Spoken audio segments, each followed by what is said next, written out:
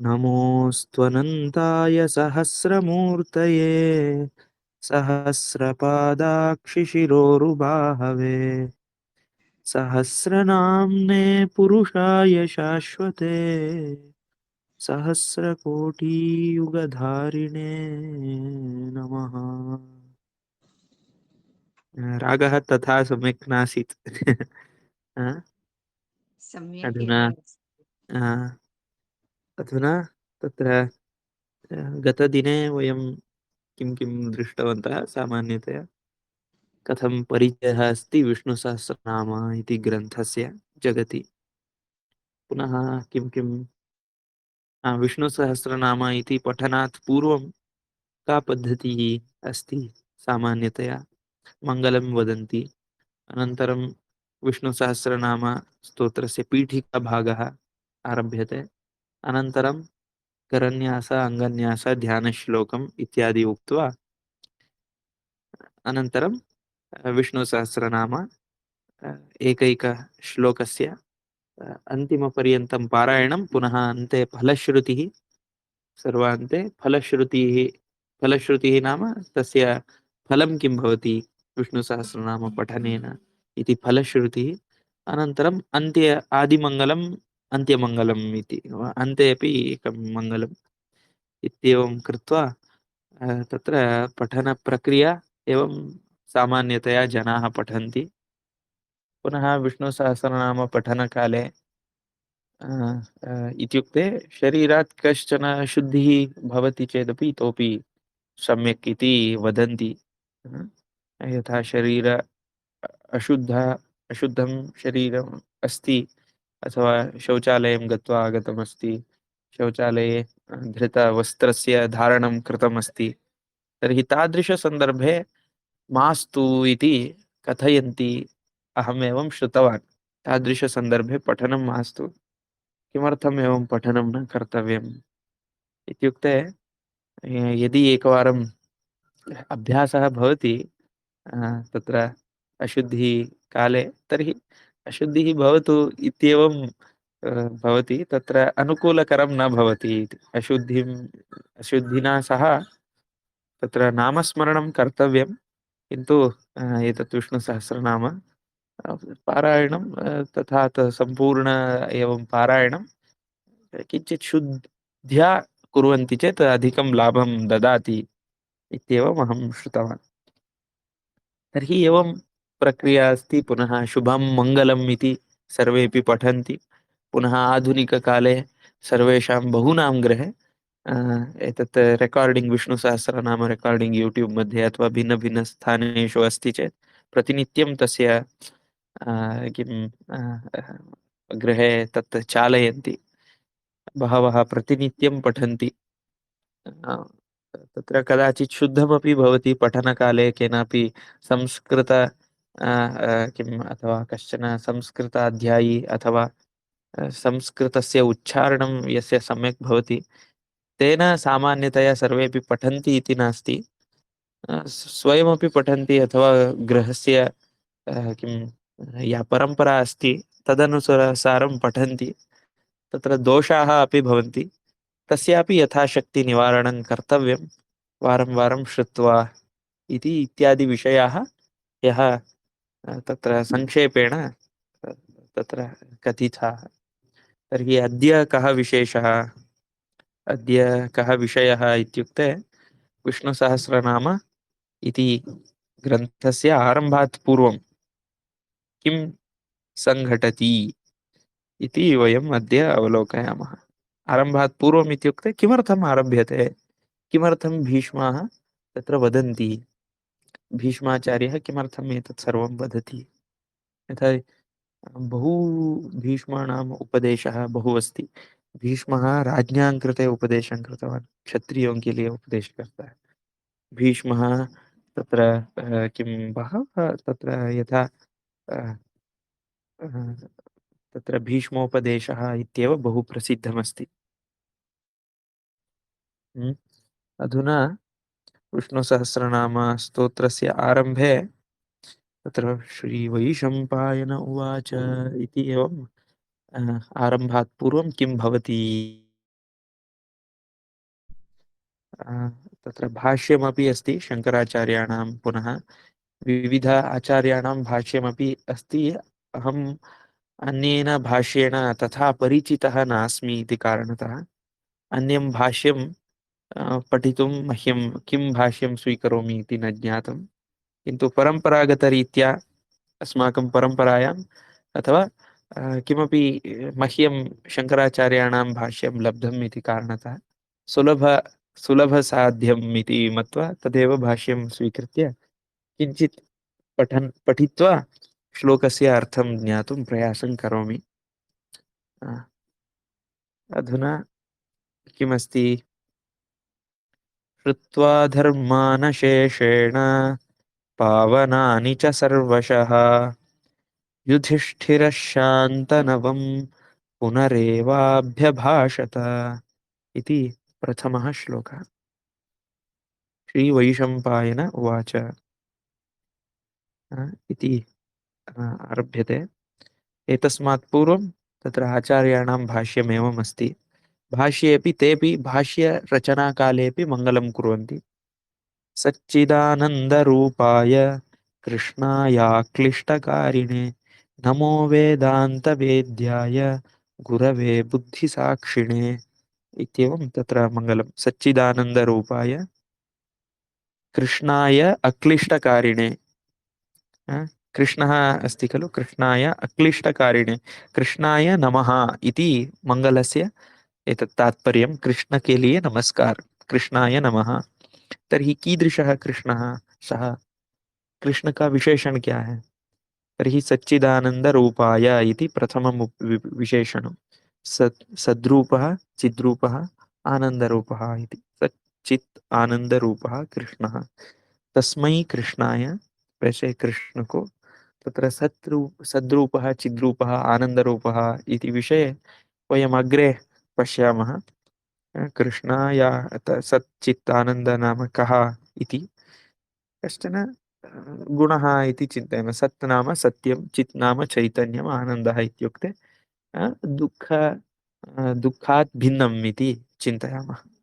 दुःख से अलग चैतन्यं, पुनः सत्, एवं तादृशरूपाय कृष्णाय अक्लिष्टकारिणे, क्लेशः इत्युक्ते दुःखं, तत्र अक्लिष्टकारिणे इत्युक्ते दुःखनिवारकाय नमः। पुनः वेदान्तवेद्याय नमः।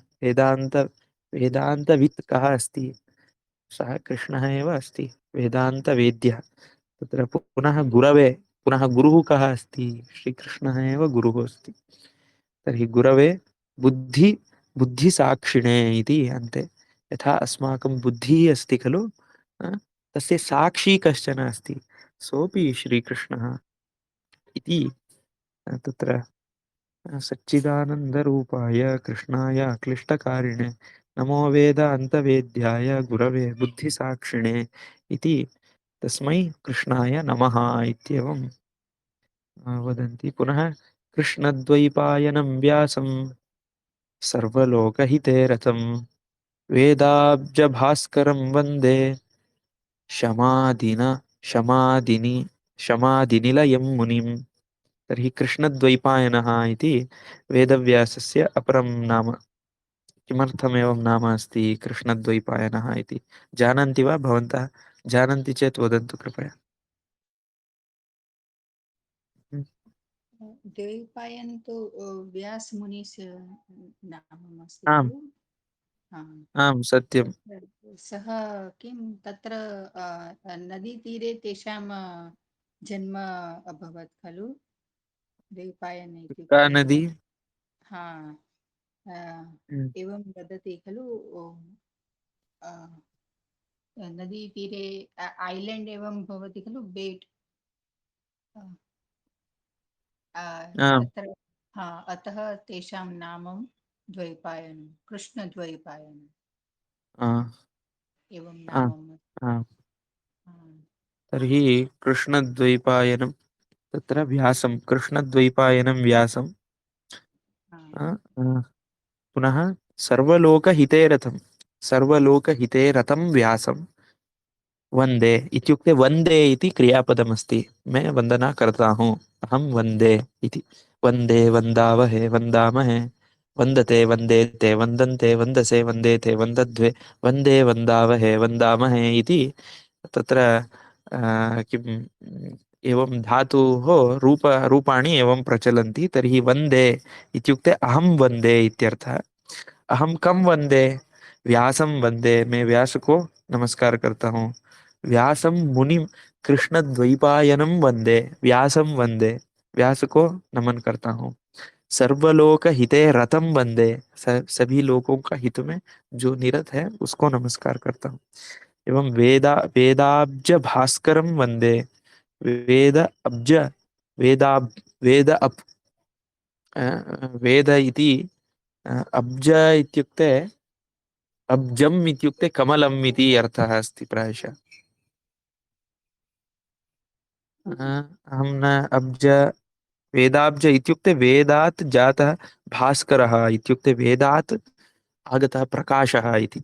वेदाब्ज भास्करम्, वेदादागतः प्रकाशः, तं भास्करं वन्दे शमादिनिलयं मुनिम्। तत्र शमादि, तत्र शम दम तितिक्षा समाधान श्रद्धा इति एवं तत्र गुणाः सन्ति। तत्र साधन षट्क सम्पत्तिः इति। शमादिनिलयं मुनिं वन्दे, तत्र शम इत्युक्ते शान्तिः, तत्र किम् इन्द्रियाणां शान्तिः। दमः इत्युक्ते मनसः शान्तिः, दमः इत्युक्ते दमनम् इन्द्रियाणां। पुनः उपरतिः नाम तत्र शम दम उपरतिः। तत्र उपरतिः इत्युक्ते कश्चन एवमस्ति, तस्यैव इन्द्रियाणां तत्र निरन्तरनैरन्तर्यम् इति किमपि अस्ति उपरतिः। तितिक्षा इत्युक्ते शीतोष्णादिद्वन्द्वसहिष्णुता। शमदम उपरति तितिक्षा समाधानं, समाधानं नाम तत्र गुरूपदिष्ट तत्र वेदान्तवाक्येषु विश्वासश्रद्धा इति एकं श्रद्धा। एतत् शमादिनिलयं, तत्र तस्य शमादिनिलयं मुनिम्। सहस्रमूर्तेः पुरुषोत्तमस्य, सहस्रनेत्राननपादबाहोः, सहस्रनाम्नां स्तवनं प्रशस्तं, निरुच्यते जन्मजरादिशान्त्यै। तत्र सहस्रमूर्तेः, सहस्रमूर्तिः अस्ति। सहस्र इत्युक्ते केवलं अ, अ, नवनवत्युत्तर नवशत नवशतात् एकम् अधिकम् इत्येवं नास्ति। अथवा अ, सहस्र 1001 से एक कम है, एवमपि नास्ति। यथा 999 से एक ज्यादा है, 1001 से एक कम है, एवं सहस्रम् इत्युक्ते अनन्तम् इत्येवं चिन्त्य। सहस्रजनाः आगताः इति वदामः खलु, तत्र यदा प्रविशन्ति सहस्रजनाः आगच्छन्ति इत्येवं। तर्हि तस्यापि किं लीलाविलासं तथा वर्तते। सहस्रम् इति चेत् केवलम् एवम् इति नास्ति। सहस्रनाम सहस्रमूर्तेः, सहस्रमूर्तिः अस्ति सः। सहस्रमूर्तेः पुरुषोत्तमस्य, सहस्रनेत्राननपादबाहोः। सहस्रनेत्रं, सहस्रशिरः आननं, सहस्रनेत्रानन पादबाहोः। तस्य पादबाहु यदा तत्र भगवद्गीतायां विश्वरूपदर्शनं भवति खलु, अ, सगद्गद सगद्गद भीतभीतः प्रणम्य इत्यादि तत्र आगच्छति खलु। तादृशं रूपं तत्र तस्य सहस्रना सहस्र सहस्रनेत्राननपादबाहोः, सहस्रनाम्नं स्तवनं प्रशस्तं। सहस्रनाम स्तवनं प्रशस्तं, सः एतस्य सहस्रनामस्य स्तवनं प्रशस्तम् इत्युक्ते उत्तमम् इत्येवं। निरुच्यते जन्मजरादिशान्त्यै, तत्र जन्म मरणस्य शान्त्यै एतत् सर्वम् उच्यते इत्येवं तत्र आरम्भः भवति। श्रुत्वा धर्मानशेषेण पावनानि च सर्वशः युधिष्ठिरः पुनरेवाभ्यभाषत इति प्रथमः श्लोकः। वैशम्पायः जनमेजयम् उवाच इति। तर्हि वैशम्पायनः कः? वैशम्पायनः कः अस्ति? जानाति खलु? वदतु। वक्ता अस्ति महाभारतस्य। महाभारतस्य वक्ता अस्ति वा? आम्। अहं न जानामि, भवतां समीपे पृष्ट्वा अहं जानामि। पुनः अनन्तरं कुत्रचित् अन्यत्र पठामि चेत् सम्यक् ज्ञास्यामि। पूर्णतया ज्ञानं नास्ति इति कारणतः अहं पुनः पूर्वं श्रुतवान्, किन्तु विस्मृतवान् पुनः। अतः वैशम्पायनः महाभारतस्य वक्ता अस्ति इति भवती वदति। तर्हि जनमेजयः इति परीक्षितस्य पुत्र, अ, तस्य सः श्रोता अस्ति अस्तु, महाभारत। परीक्षितस्य पिता एषः अस्ति खलु, कः? अर्जुनस्य अभिमन्यु। पुत्रः अभिमन्युः आम्। परीक्षितस्य पिता अस्ति इति। आम्। आ, अहं तु महाभारतं न पठितवान्, अतः सम्यक्तया बहु परिचितः नास्मि तस्य विषये। अ, अ, पुनः श्रुत्वा तर्हि महाभारतस्य वक्ता अस्ति, महाभारते किं किं जातं तत्र वदति। तर्हि किमपि धर्मराज भीष्मयोः संवादस्य विषये एषः वैशम्पायनः जनमेजयं कथयन् अस्ति। एतत्तु कस्मिन् पर्वणि आगच्छति विष्णुसहस्रनाम महाभारते? तत्र अनुशासनपर्वणि आगच्छति इति अहं किञ्चित् गतदिने अहम् अन्विष्टवान्, गूगल् द्वारा अन्विष्टवान्। पूर्वं चेत् सर्वं ज्ञानं महाभारतस्य पठनं, तस्य अवसरः भवति स्म। अधुना महाभारतं पठितुम् उपविशामः इति चेत् जीवनं तदर्थं बहु कार्यं त्यक्त्वा वस्तुतः उपवेशनीयं भवति। पुनः तदपि पठनं कश्चन गुरूणां माध्यमेन पठनीयम् इत्यपि अस्ति।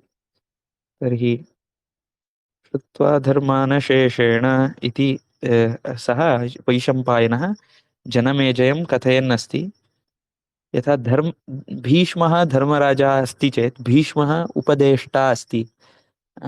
उपदेशं ददाति, एषः उपदेशं शृणोति धर्मराजा। तर्हि एतयोः संवादयोः मध्ये किं जातं?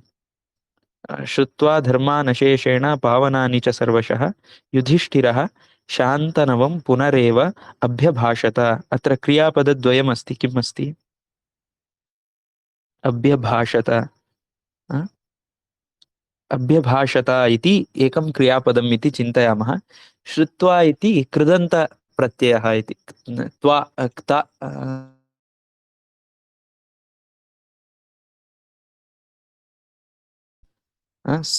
तत्र अभाषत, पुनरेव अभ्यभाषत, अभि प्लस अभाषत, अभ्यभाषत, फिर से कहा। पुनरेव अभ्यभाषत इति आदौ स्वीकुर्मः। फिर से कहा, तर्हि कः उक्तवान्? कः, कौन फिर से कहा? तर्हि युधिष्ठिरः पुनरेव अभ्यभाषत।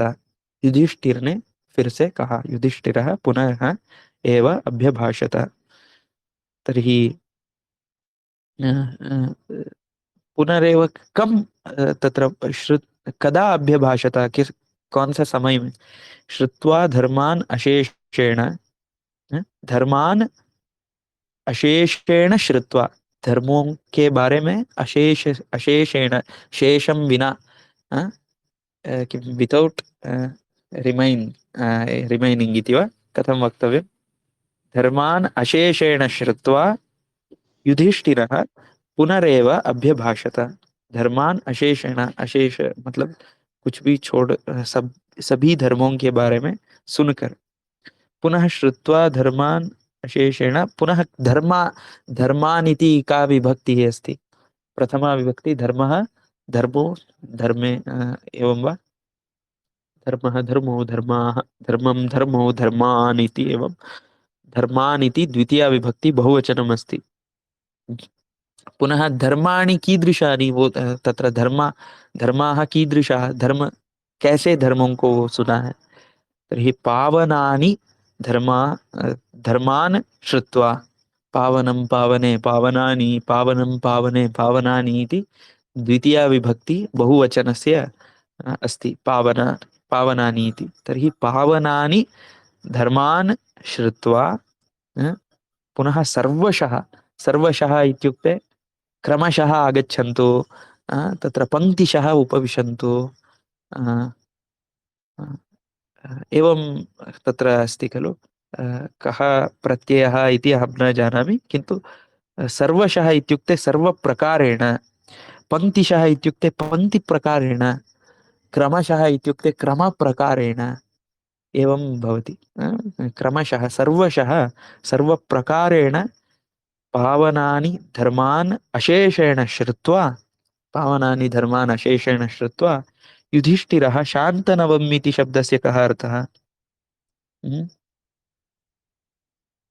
शान्तनवम, शंतनु सुतम भीष्मम शान्तनवम। तर्हि कम अभाषत, किसको उसने पूछा, कम अभाषत, फिर से किससे से सुना है और किसको कहा है, एवं प्रश्नः भवति चेत् तर्हि शान्तनवम शन्तनोः सुतम शान्तनवम भीष्मम पुनरेव अभ्यभाषत, फिर से उसने कहा। धर्मान् अशेषेण सर्वशः श्रुत्वा युधिष्ठिरः शान्तनवं पुनरेव अभ्यभाषत, भीष्माय अवदत् इति। तर्हि धर्मान्, धर्म इति शब्दस्य कः अर्थः इत्येवं प्रश्नः। तर्हि किं सः श्रुतवान् एतावत् पर्यन्तं, क्या भीष्म से युधिष्ठिर ने क्या सुन लिया अब तक? तर्हि धर्मान् श्रुतवान्। तर्हि धर्म शब्दस्य कः अर्थः? अभ्युदय निःश्रेयसोत्पत्ति हेतुभूतान् चोदना लक्षणान् इत्येवम् अत्र भाष्ये वर्तते। अभ्युदय निःश्रेयसम्, अभ्युदयं नाम श्रेयः, उदयम्, अ, अ, अ, कुछ अच्छा पाना, श्रेयः प्राप्तिः इति अभ्युदय। निःश्रेयसं, तत्र अभ्युदय और निःश्रेयस की प्रत्यय। निःश्रेयसम् इति शब्दस्य कः अर्थः इत्युक्ते कश्चन श्रेयस् प्राप्तुं, श्रेयः प्राप्तुं यः श्रेयः यत् प्राप्यते तस्य हेतुभूतं यत् किमपि अस्ति, मतलब कुछ अच्छा पाने के लिए कोई एक कारण होता है, कोई एक है तो तभी अच्छा हो सकता है, अच्छा हुआ है तो उसका कोई कारण होता है। तर्हि अभ्युदय निःश्रेयस उत्पत्ति हेतुभूतान्, हेतुभूताः, तत्र धर्माः इति। धर्म, जो अच्छा अच्छा होने के लिए जो कारणीभूत है वो सब कुछ धर्म है। यथा उदाहरणार्थं मह्यं तत्र आनन्दः प्राप्यते इत्यत्र प्राप्यते इत्येवं स्वीकर्तुं शक्यते। अथवा मह्यं कश्चन उत्तमगृहम्, उत्तमगृहे अहं जन्म प्राप्तवान्, तर्हि तत्र अभ्युदयं किमपि अस्ति, तर्हि तस्य हेतुभूतं किमपि अस्ति, तत् धर्म, सा धर्म इति स्वीकर्तुं शक्यते।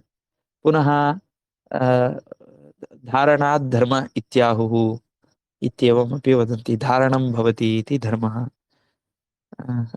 सर्व तत्र परम किं धर्मः इत्युक्ते परमात्मा एव परमधर्मः इति एवमपि उच्यते। यथा सर्वेषां धारणं सः एव करोति, तस्मिन्नेव सर्वं वर्तते, इत्येवं तत्र धर्म इत्यपि अस्ति। श्रुत्वा धर्म, पुनः अत्र किम् अस्ति, चोदनालक्षणान् इत्युक्ते चोदना प्रचोदना, तदर्थं यत् नियमाः सन्ति, शास्त्रोक्तिः अस्ति, तदपि धर्म इति शब्देन उच्यते। यथा परमात्मा धर्म, परमात्मप्राप्त्यर्थं यद्यत् सहकारी वर्तते तत्सर्वं धर्म इति उच्यते।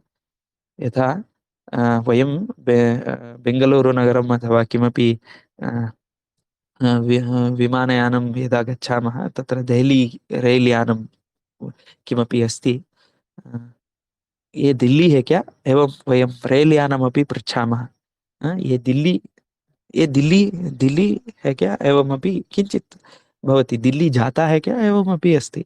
तर्हि दिल्ली का है क्या एवं वो पृच्छामः खलु तथा तथा परमात्मा तत्र सर्वान् धारयति तमनुसृत्य यद्यद् गच्छति तदपि धर्म यत् परमात्मा प्राप्तये परमात्मात् विमुख्यं करोति तत्सर्वम् अधर्म इति परमात्मनः समीपं यत् नयति तद्धर्म परमात्मनः विमुखं यत् आनयति अधर्म इति तर्हि श्रुत्वा धर्मानशेषेण पावनानि इत्युक्ते पापक्षयकराणि इति पावनानि पावन शब्द का अर्थ क्या है पापक्षयकराणि धर्मान् श्रुत्वा धर्मरहस्य धर्मरहस्यानि च सर्वशः सर्वप्रकारैः श्रुत्वा सभी प्रकारों से सुनकर युधिष्ठिरः युधिष्ठिरः इति शब्दस्य कः अर्थः जानन्ति वा युद्धे स्थिरः भवति इति एवं युधिष्ठिरः इत्येव अहं शुद्धं वदामि वा न वा मम संशयः अस्ति इत्युक्ते युधि इत्युक्ते युद्धे स्थिरः स्थिरः इत्येवम् अहं चिन्तयामि पुनः एकवारम् अध्ययनं कर्तव्यं तत्र किम् अस्ति इतोपि किमर्थं तस्य नाम एवमस्ति इति युधिष्ठिरः शान्तनवं शन्तनुसुतं भीष्मं भीष्मः इति शब्दस्य अर्थः सकलपुरुषार्थसाधनं तत्र साधनं सुखसम्पाद्यम् अल्पप्रयासम् अनल्पफलम् अनुक्तमिति भीष्म इति शब्दस्य भयानकः इति एवम् अर्थः अस्ति तत्र अन्तःशत्रूणां बहिःशत्रूणां कृते यः भयंकरः अस्ति सः भीष्मः इति जो अंदर के शत्रु है और बाहर के जो शत्रु है उन दोनों के लिए जो भयानक है यह भय अति भयानकः अस्ति सः भीष्मः इति शब्देन कथ्यते तर्हि तस्य नाम एवमस्ति बहिःशत्रूणामपि भयङ्करः अन्तःशत्रूणामपि भयङ्करः यथा शत्रवः धावन्ति नाशं प्राप्नुवन्ति इत्यर्थः तर्हि तदर्थं सः भीष्मः तं भीष्मं शान्तनु शान्तनुसुतं शान्तनवम् इत्युक्ते शन्तनोः पुत्रः शान्तनुः इति वा शन्तनोः अपत्यं शान्तनुः यदा तस्य नाम हाँ? शान्तनुः अस्ति। अथवा भीष्मपितामहस्य पितास्य नाम शान्तनु। शन्तनु भीष्मस्य पितुः पिता शन्तनु हाँ? न, हाँ? शान्तनु तस्य पितस्य नाम शा- शान्तनु। शान्तनोः पितुः नाम शन्तनुः एवं वा हम्म। अस्तु तत्र अध्ययनार्थं बहवः विषयाः सन्ति सम्यक् रूपेण अस्तु शान्तनुसुतम् इति वयं स्वीकुर्मः शान्तनुसुतं भीष्मं शान्तनुका सुत भीष्म तत्र पुनः किमर्थं पुनः पृच्छति फिर से क्यों कह अशेषेण श्रुतवान मतलब कुछ भी नहीं छोड़ा है सब कुछ सुन लिया धर्म के बारे में क्या क्या धर्म है क्या क्या होता है पुनः सर्वशः श्रुतवान सर्व प्रकारेण श्रुतवान सभी प्रकार से सुन लिया तर्हि किमर्थं पुनः अभ्यभाषतः क्यों फिर से कहने का न, संदर्भ आ गया तर्हि तत्र एवमस्ति भाष्ये शन्तनुसुतं तत्र सकलपुरुषार्थसाधनं सुखसम्पाद्यम् अल्पप्रयासम् अनल्पफलम् अनुक्तमिति कृत्वा कुछ कहा नहीं गया है सब कुछ कहा गया है किंतु कुछ कहा नहीं गया है क्या कहा नहीं गया है किम न उक्तम किम अनुक्तम इत्युक्ते सकल पुरुषार्थ साधनम सभी पुरुषार्थों के लिए जो साधन होता है सर्वेषां पुरुषार्थम इत्युक्ते पुरुषैः प्राप्तव्यम तत्र सभी लोगों को पाने के लिए योग्य जो वस्तु है तत्र पुरुषार्थम इति उच्यते तर्हि पुरुषार्थं मुख्यतया चत्वारि इति धर्म अर्थ काम मोक्ष इति धर्म इति विषये तत्र उक्तं पुण्यम् इत्यादि तत्र प्राप्तव्यम् इत्येव पुण्यम् इत्युक्ते उत्तमं कर्म एव धर्म इति चिन्तयामः धर्म तदपि सम्पादनीयं यथा अस्माकं स्मरणमपि उत्तमं भवेत् खलु यदि अहं मह्यं मनसि आगतं कश्चन चलच्चित्रं गत्वा आगमिष्यति एकं दिनं कश्चन देवालयं गत्वा आगमिष्यति एकमेव दिनं तत्र सः देवालयं गत्वा आगतः चलच्चित्रं दृष्ट्वा आगतः, द्वयोः मध्ये कः भेदः अस्ति एवं न ज्ञायते। किन्तु द्वयोः स्मरणे किम् आयाति चिन्तयन्तु। यथा एतस्य चलच्चित्रं गत्वा आगतस्य स्मरणस्य विषयः कः अस्ति, चलच्चित्रमस्ति। देवालयं गत्वा आगतस्य स्मरणस्य विषयः अस्ति देवालयस्य। तर्हि अस्माकं स्मरणार्थं ये ये विषयाः भवेयुः तादृशं कर्म कर्तव्यं। यथा वयं यात्रार्थं कश्चन तत्र ट्रिप् इति कर्तुं वयं शक्नुमः। विरामः अस्ति, अहं किमपि किं प्रसिद्धक्षेत्रं गच्छामि, दुबै वा इत्यादि इत्यादि क्षेत्रं गच्छामि इति एकमस्ति। पुनः अहं देवालयं गच्छामि अथवा किमपि तीर्थक्षेत्रं गच्छामि इति द्वितीयमस्ति। द्वयोः मध्ये अस्माभिः किं चयनं कर्तव्यं? किमपि चयनं करोतु, आगमनानन्तरं किमपि भेदः दृश्यते वा? अस्तु, न दृश्यते इत्येव चिन्तयामः। किन्तु यदा दुःखं भवति तदा एतत् किमपि दुबै गतस्य स्मरणं सहकारं ददाति वा? अथवा तीर्थयात्रायाः स्मरणं सहकारं ददाति दुःखकाले? दुःखकाले यत् अस्माकं पुष्टिं ददाति तत् किमस्ति? तीर्थयात्रा अस्माकं कृते पुष्टिं ददाति। अथवा यदि भवन्तः दुःखकाले किमपि अहं तत्र यात्रां कृतवान्, तत्र गतवान्, एतत् स्मरन्ति, दुःखम् अधिकं भवति। यदि अस्माकं समीपे किमपि स्मरणार्थं किमपि तत्र धर्म अस्ति चेदेव खलु अधुना तस्य अग्रे उपयोगः। अधुना कश्चन सम्पूर्णं दिनं किमपि लौकिकभोगान् करोति, कश्चन दुःखेन कष्टेन कार्यं करोति।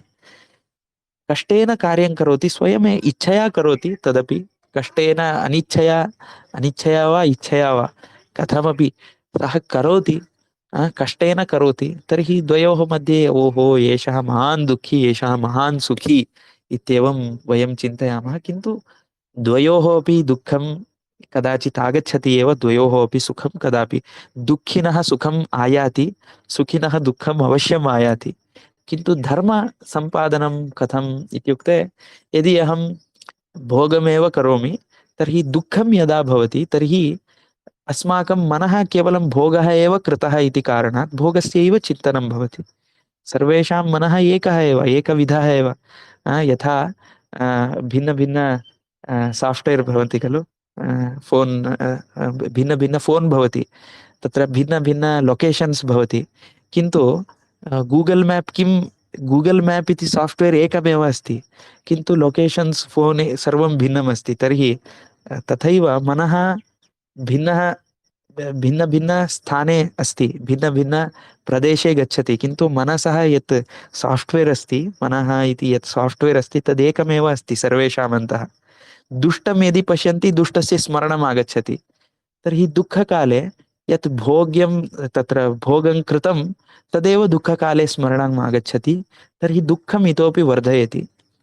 किन्तु यत् पुण्यं कृतं, तीर्थयात्रा, गुरुसेवा, शास्त्रपठनं, गुरुशुश्रूषा इत्यादि कृतं, पुनः रोगिणः सेवा, समाजसेवा इत्यादि, किमपि दानम् इत्यादि यत् कृतं तत् धर्मरूपेण अस्माकं स्मरणरूपेण अपि तिष्ठति, संस्कारः तत्र भवति।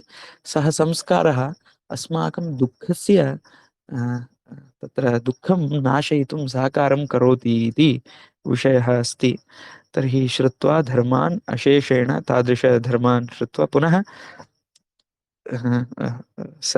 सकलपुरुषार्थसाधनम् इतोपि न उक्तं भीष्मेण। सकलपुरुषार्थ, यथा धर्मस्य विषये वक्तव्यं, पुनः अर्थस्य विषये। अर्थम् इत्युक्ते अस्माकं कृते धनं। यदि धर्म कर्तुं तत्र अर्थमपि अपेक्षते। आदौ धर्म कर्तव्यं, धर्म ही करना है। धर्म कर्तुम् अर्थमपि अपेक्षते, अर्थ भी चाहिए। यथा कश्चन उत्तमं शरीरं, स्वस्थं शरीरमस्ति, तदपि अर्थमस्ति। पुनः तत्र किञ्चित् धनं, तत्सर्वं धनमपि कश्चन सदुपयोगार्थम् अर्थः अस्ति। सज्जनानां सङ्गः अर्थः अस्ति। पुनः एवं सद्बुद्धिः सद्विद्या इत्येवम् अर्थः अस्ति। सद्विद्या सद्बुद्धिः पुनः सदाचारः एतत् सर्वम् अर्थः अस्ति। पुनः यत् सम्पत् गृहं सद्गृहं सत्पत्नी सत्पुत्रः एतत् सर्वं तत्र किम् अस्ति अर्थः इति तत्सर्वं प्राप्तव्यं। अ, तेन धर्मः अपि कर्तव्यः इति। धर्मः कर्तुम् अर्थः अपेक्षते। पुनः धर्मानुगुणं तत्र धर्मविरुद्धं किमपि काम न कर्तव्यं। यथा श्रीकृष्णः एव तत्र उक्तवान् धर्माविरुद्धो भूतेषु कामोऽस्मि भरतर्षभ इति। धर्म अविरुद्धः कामः अस्मि इति तत्र भगवद्गीतायामस्मि। धर्माविरुद्धो भूतेषु कामोऽस्मि भरतर्षभ। तर्हि धर्म अविरुद्धः कामः इति तृतीयः पुरुषार्थः। पुनः चतुर्थः मोक्षः इत्युक्ते दुःखनिवृत्तिः सर्वं प्राप्तिः इति। तर्हि एतत् सर्वेषां साधनम् एकं साधनं न उक्तम्। एक साधन उतना नहीं मिला। पुनः सुख संपाद्यं साधनं न उक्तं। मतलब सुखेन संपादयितुं शक्यते इति। मतलब थोड़ा अल्प प्रयासेन अहं प्राप्तुं शक्नोमि एतद् धर्म चत्वारि पुरुषार्थम् अहं प्राप्तुं शक्नोमि एतादृशं भीष्मेण इतोपि न उक्तम्। अभी तक कहा नहीं गया है। इसी कमी युधिष्ठिर के मन में आ गया। युधिष्ठिरस्य मनसि आगतं। तर्हि अनुक्तमिति कृत्वा पुनः भूयः फिर से एव अभ्यभाषत प्रश्नं कृतवान् इति अस्ति। तर्हि युधिष्ठिरस्य प्रश्नः अ, उत्तमः अस्ति। सर्वान् धर्मान् श्रुत्वा किमपि एकम् अन्ते किमपि विशिष्टं प्राप्तव्यमस्ति खलु। साधनम् एकं साधनं प्राप्तव्यमस्ति तत् किम् इति प्रष्टव्यम्। अतः युधिष्ठिर उवाच इत्येवम् आरभ्यते। किमेकं दैवतं लोके किं वाप्येकं परायणं स्तुवन्तः कं कमर्चन्तः प्राप्नुयुर्मानवाः शुभम् इत्येवं द्वितीयः श्री युधिष्ठिरस्य प्रश्नः। वैशम्पायनः युधिष्ठिर भीष्मयोः संवादस्य विषये अधुना वदति। एतस्य विषये इतोपि किञ्चित् कालं चर्चां कर्तुं शक्यते। भवतां कृते किमपि अधिकं भवति वा? श्वः चर्चां कुर्मः वा? वर्षा भगिनी किं सम्यक् ध्यानम् सम्यक्। आगच्छति वा? श्रोतुम् इच्छा भवति वा? आम् आम् अवश्यं हम्म, हम्म। बहु किमपि सम्यक् अस्ति। परिवर्तनम् अपेक्षते चेत् कृपया वदतु। अथवा किमपि तत्र सम्यक् अस्ति बहु सम्यक्। दुष्टं भासते चेदपि कृपया वदन्तु। अहं सम्यक् कर्तुं प्रयासं करोमि। यतः प्रतिक्षणं तत्र अ, अ, तत्र मरणपर्यन्तं श्रेयः इच्छेदिति मनुस्मृतौ आगच्छति। मरणपर्यन्तं श्री संपत्ति इच्छेदिति। संपत्ति को चाहना चाहिए मरण तक। किमपि दुर्लभम नास्ति इत्यपि अस्ति तत्र। कुछ भी पाना दुर्लभ नहीं है। मरण पर्यंत संपत् का इच्छा करना चाहिए। संपदः इच्छा कर्तव्या इति अस्ति। तत्र अस्माभिः संपत् इत्युक्ते तदेव सद्द्रव्यं सद्वस्तु सद्विचारः सत्सङ्गः इत्येवं यद्यत् सद् अस्ति। हम्म, ओम तत्सत् इति तत्र भगवद्गीतायाम् अस्ति खलु। सदित्येतत् प्रयुज्यते इत्येवम् आगच्छति। अ, सच्चिन्तनं सत्कथनम् अन्योन्यं सत्प्रबोधनम् इत्येवं कुत्र अस्ति अहं न जानामि। सच्चिन्तनं सत्कथनं सत्प्रबोधनम् इत्यादि भवेत्। तेन परस्परं भावयन्तः श्रेयः परमवाप्स्यतः इत्येवं मत्वा परस्परं गुणदोषान् किमपि अस्ति वयम् अस्माभिः तत्र परमात्मैव नित्यं तत्र कथयन्ति च मां नित्यं तुष्यन्ति च रमन्ति च इत्येवं अ, अस्माकं सन्तोषः तस्य यत् सद्वस्तुनः सत्यवस्तुनः विषये चिन्तनं कृत्वा आम्, बहु सम्यक् अस्ति। प्रातः काले बहु शुभ शर्वात् भवति दिनस्य। पूर्णदिनं सम्यक् गच्छति। श्रूयते वा?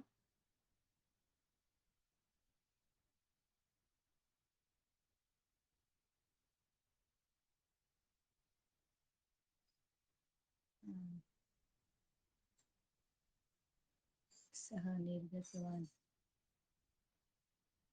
तेषां प्रायः मम नेट्वर्क् समस्या जाता। अन्ते आम् अधुना समापयामि। पुनः आम् मिलामः। अहम् किञ्चित् उक्तवती कार्यमस्ति अत्र, पूजा हा, अस्ति, प्रातः किमपि पारायणमस्ति। अहम् उक्तवती प्रातः एवं सद् नाम्ना आरम्भः भवति, दिनस्य बहु सम्यक् भवति पूर्णदिनं।